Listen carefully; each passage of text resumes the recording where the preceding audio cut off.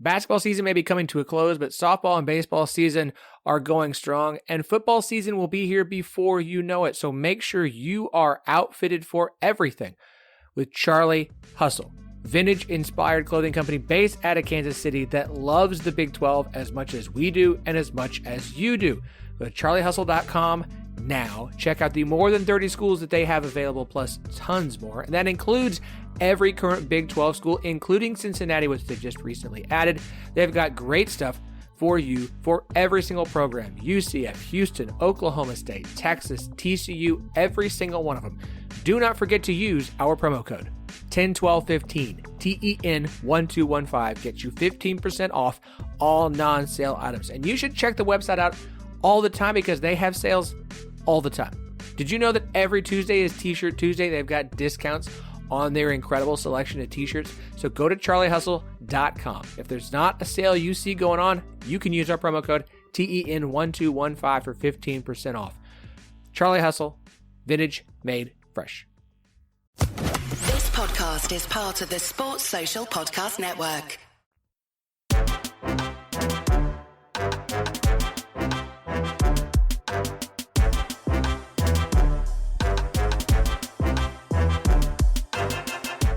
She is one of the seniors on a very exciting BYU team coming off their first Big 12 series win this past weekend. We're very excited to have Huntyr Ava joining us today on the show. Hunter, welcome to the 1012.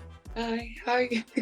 Okay, so I have to start with this weekend. Like I said, first weekend series since BYU joined the Big 12, taking 2 of 3 games from Houston. And what was an exciting and thrilling series, 3 games in 2 days, Thursday and Friday.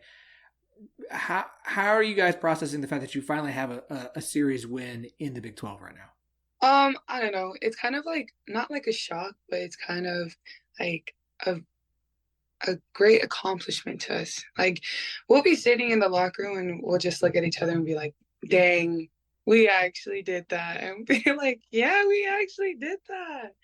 It's so fun. I love it. I love that we got the weekend series dub because it just really solidified to us and to everybody else knowing that we can bang with the Big 12. That's great. Look, you played a big part in what happened this weekend, specifically on game 2 on Friday that sealed the series, going 5 for 6 for 5 RBIs. The most important of which was hitting a walk-off grand slam on that second game, which gave your team the extra innings win. We were talking about in the preview episode last week, like we thought one of these Houston BYU games would go and just hit insane scoring.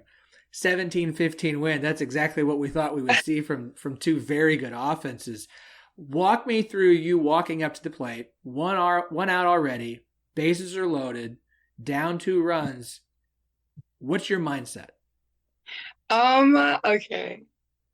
It honestly was just like a storybook. It's like one of those situations that you like say in practice, like when you're practicing, you're hitting, and like your teammates are like, "Okay, bottom of the 7th, 2 outs. What are you gonna do? Winning runs on 3rd. Are you gonna flood? Are you gonna like be the person that's gonna win?" And it was just, I don't know. I just thought it was such a storybook ending that I was like, why not be the person?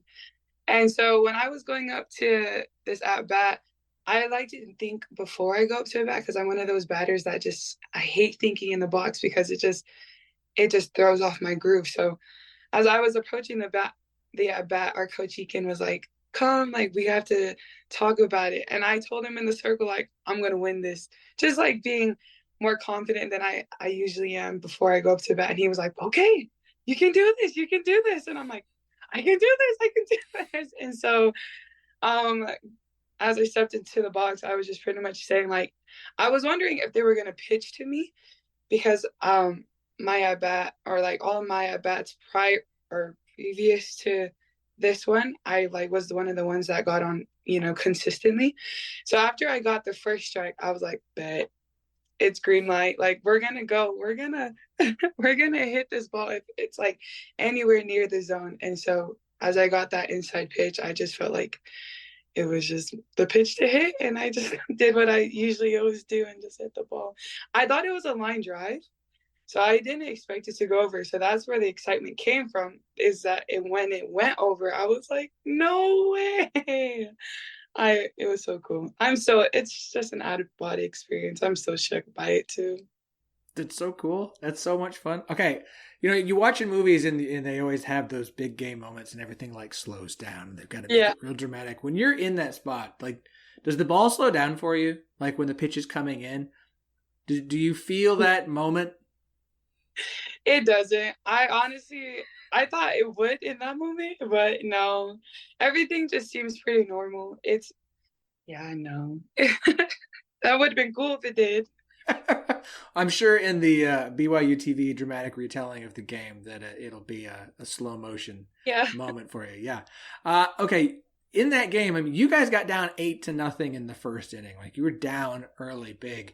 What were you guys saying to each other there in the bullpen? What were you guys saying to each other as you're working through that game? Like it's okay. Like what was the mindset of the team right there?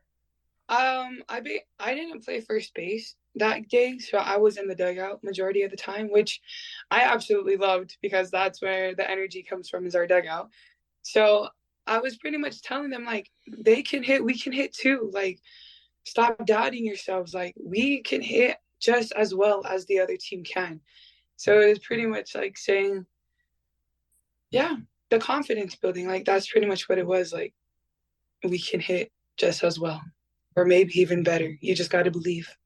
It was there. You guys got the win. You Right. came back extra innings, 17 runs. Obviously, you guys can hit. We've seen you hit all season. I want to talk about the hitting this year. I mean, the offense has been fantastic, even into Big 12 play. Obviously, Coach Ken Brook was a new addition to the staff this offseason, coming over from Auburn, serving as the hitting coach. How much of a role has he had in you guys' offense this year? He honestly has played such a big role. Like, I don't even know how to give him credit. I don't even think words give him enough credit. Like, he fits into our program so well. Like, he is just so goofy. He keeps us on our toes, and like he introduced like a hitting style to us that just made sense. At first, we were like, kind of skeptical about it. Like, but then as soon as girls started to buy in, it really showed us that like, okay, like we don't have to have all the same swings. He actually works with all of our swings and then, critiques it, helps us. And like it's not really like his way or no way. He pretty much like gives us multiple tips. Like, hey, if you don't want to do that, then let's do this. Hey, if you don't want to do that, then let's do this. He pretty much is just such a blessing to BYU. I don't know how to explain it. I don't think words give him enough credit, as I said, but he's just been so good to BYU, and I hope it shows in our offense. Right, you said he's goofy. Like, what are we talking Oh about here? my gosh, he makes me laugh. I love to laugh, and I think everybody knows that because even in the most serious situations, I just can't look at anybody because I laugh. But Coach Ken, he is just so funny. Do you know Michael Scott from The Office? Yeah. He is a Michael Scott and more funnier. Like he is just so goofy. Like I don't know. You probably just have to spend a day around him and you'll understand because he's just so funny. Obviously, we talked about the Grand Slam that got you guys the series win over BYU. It's not the first Grand Slam of the season. You also had one of the team's 11-8 win over Oklahoma State. I mean, I gotta know, when bases are loaded, do you just walk up and some magic happens? The juices just got start flowing? I feel like the energy, not the energy that comes from like the crowd and the dugout, like it's kind of like not expected, but like they know by like one swing it could probably go over. And I feel like I don't like feed into it, but I feel like that like energizes me as well because they're like, come on, 5-4. And I'm like, you can do it. Come on, Hunter. And I'm like, okay. How big is that home crowd for you guys? I haven't been out there, but I've heard that you guys typically have Oh, a really good fan base and a really good crowd that shows up for games over the weekend. we honestly have been so fortunate enough to have fans this year. Like we've always had fans, but not as many as we are getting them now.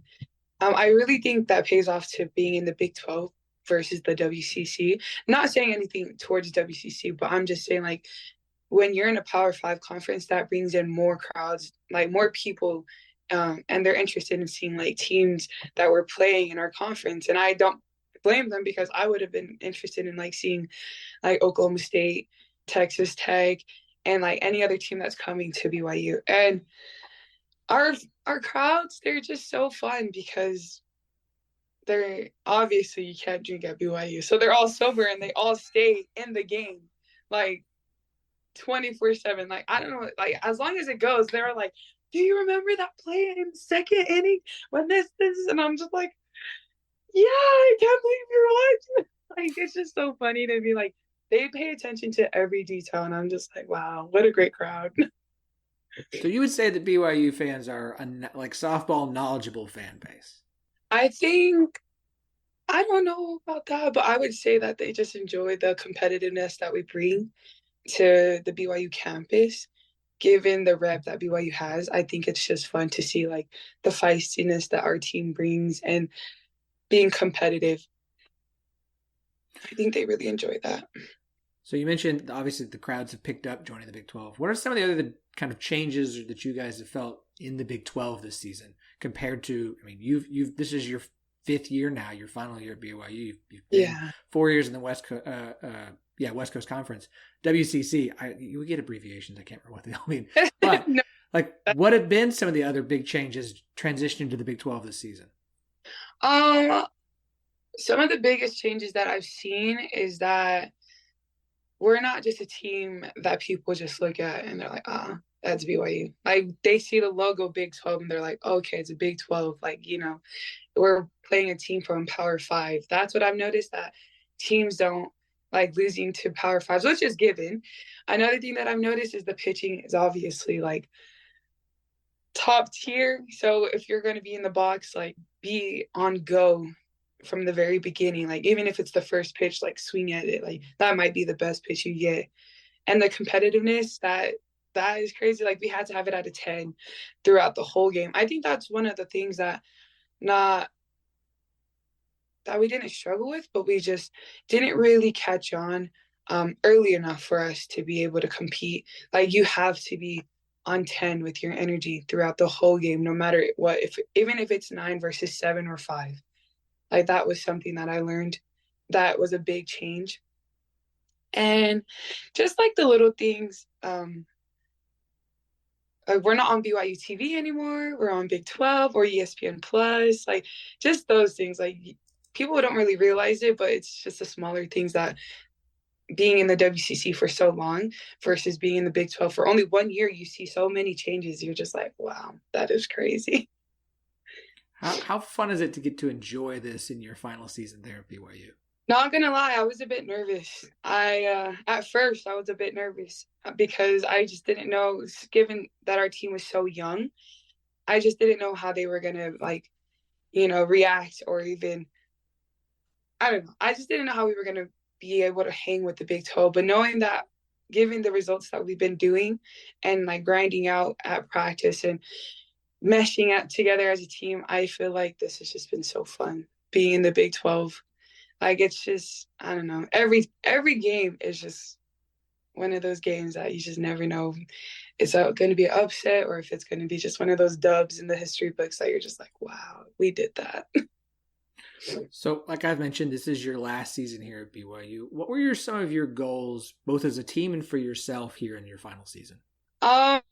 Pretty much for myself, there was this question that our coach Meredith asked a lot, is like, well, how do we want to leave our jersey? And given that this is going to be my last year, and how am I going to actually leave it?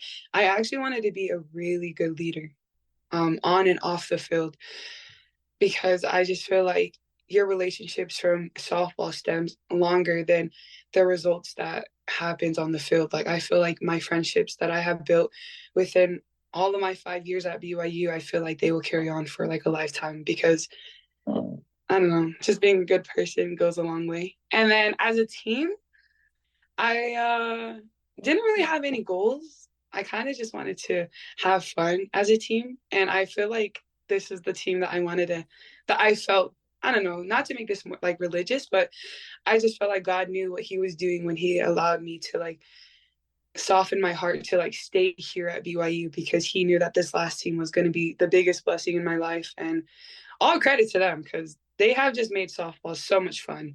And given that I am older, they don't really look at age, because some people are like, oh, those are the older girls.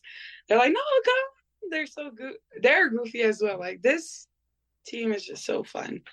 But goals that I would love to accomplish with them is just to make an impact in Big 12, knowing that we can, and letting them know that they're good enough when we graduate and stuff like that, that they can just compete in the Big 12 as well.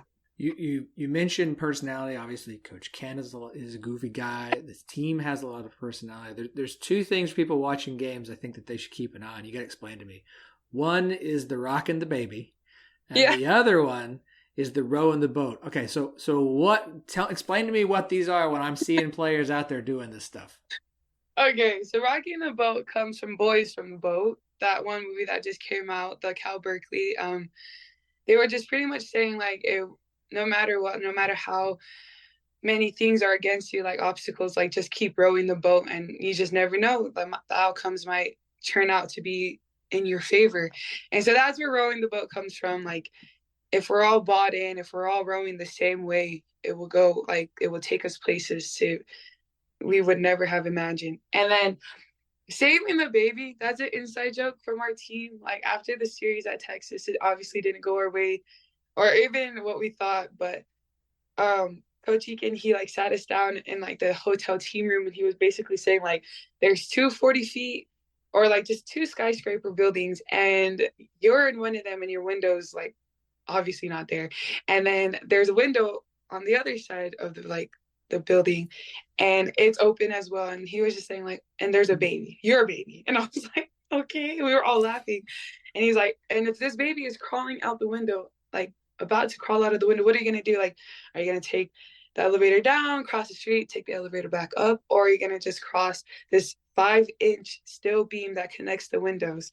And we're like, cross the steel beam? He's like, exactly. But he's like, but let's think about the emotions that come from that situation. Like, is it determination, or are you scared? Are you going to be like, I'm going to do this no matter what? Like, what are you feeling? And we were all basically like explaining to him what we would have felt in that, scenario. And he was just basically saying that's the kind of feelings that you want when you compete against top tier teams. So when we played Texas, the 2 games that we had, I got a hit off of their ace, the Cavan girl, and I looked at the dugout and I was like this, and they're like, rock the baby. And I was just like, so that was an inside joke. So that's now the 2 main themes of our team. So what we need is we got to get you guys a big wooden oar for postseason. We actually have one. Okay. Coach Ali was like, we should get an oar. We should get an oar. Okay, I love like mascots and props and things that start showing up in the back end of season in softball. It's so much fun.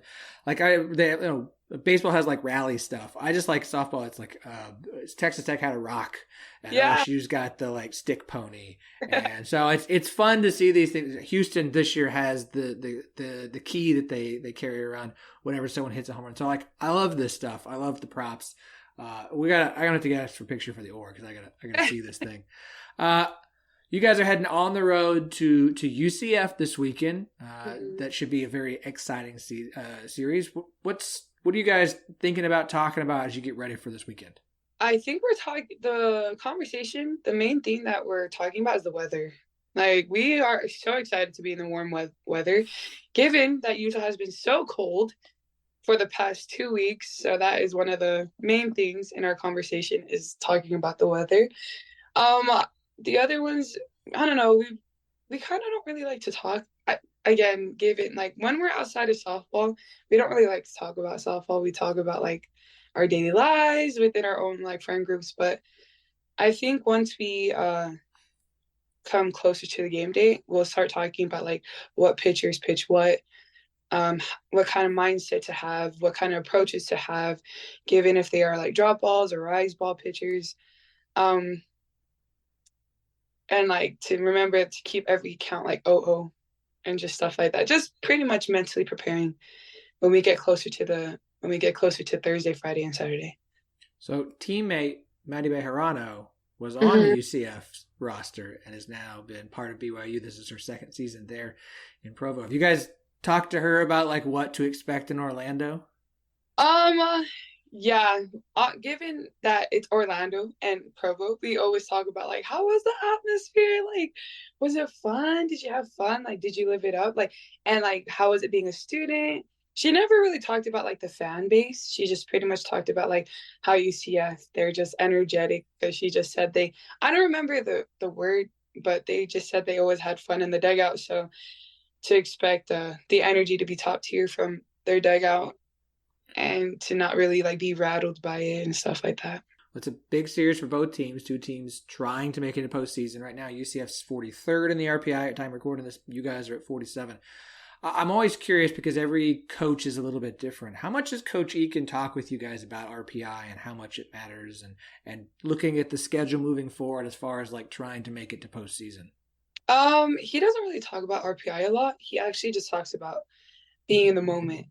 I didn't even know where we were standing in the RPI, to be honest. But it's just crazy hearing that. But yeah, he doesn't really talk about the RPI. He just pretty much reminds us that every game is like a step closer to being in the tournament. Okay, I am curious. As I said, this is your last season. Is there anything that you haven't done yet, be it either in softball or just at BYU, that you have got to do before you graduate? I don't have to do it, and I kind of don't want to do it, but it's hiking the Y. There's this trail it's literally just hiking to the Y. And yeah, I am in no rush. I do not care for that hike, but everybody does it. And they're like, have you hiked the Y? And I'm like, no. They're like, oh, well, you should because it's so good. I'm like, I love that. But I'm like, no. But yeah, that's the only thing I could think of being here in Provo. So it's just everybody knows it. If you ever mention, have you ever hiked the Y? I'm pretty sure a lot of them would be like, yeah, I've hiked the Y.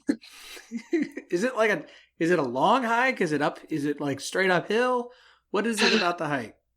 It's a long hike, is what I've heard. So people are like, you just got to go with a good mindset. And I'm like, oh my gosh, like, if I'm gonna hike, I want to hike just walking, But yeah, they said it's a pretty hike, is what I've heard. It's long, it's like zigzaggy, and it's uphill. So, I mean, you should try it if you ever want to go hike the Y. I'll put it on my to-do list when I finally get up to Provo. Okay. All right, I gotta ask, who is the chippiest person on the team? Who's the mouthiest one that's gonna talk to other players, top mouth to the other team, talk back to opposing fans? Who is that on this roster? Chloe Temples. She doesn't really, she shows it a lot, and I just feel like we're just okay. And she's from Florida, so I feel like she has a good experience with Florida people. Given, like, I don't know if from Orlando, but she actually has the most chirpiest mouth when she's in the circle. Only when she's in the circle, but she's so funny when she just shows us that side of her, like the Florida side. Like, okay, Florida. All right, I gotta know. You've got 2 walk-up songs. What are they? One of them is by Marina Davis. It's called La Usama. Wait, no, it's another one. I'm like blanking, but I love hearing my like Samoan jam over the speakers. I think it is so cool because I know the fans in the stands, besides my family, would have never listened to Samoan music, given it's not like the go-to for everybody. So I just think it's so fun because it's like, I remember this one time when I was in the box, and I don't know why I looked up in the stands, but the Samoan song came up, and I see like 5 little girls rushing back to their seats just to watch. And I just felt like they're like, Hunter's up. And I'm like, that is so cool. So that's why I kept the Samoan one, because I just feel like people know that it's Hunter. She's up, she's coming up. This is her song. And then Praise Jah in the Moonlight is my second one. That was just because it's good vibes. And every time I step in the box, no matter who I'm going to like be facing, I just want good vibes and, just happiness in my head, like happy thoughts. So yeah. That's fantastic. Hunter, I really appreciate your time today, and good luck to you and the team both this weekend and moving forward through the rest of the season. Thank you so much. Thank you for having me. This has been so fun. Thank you.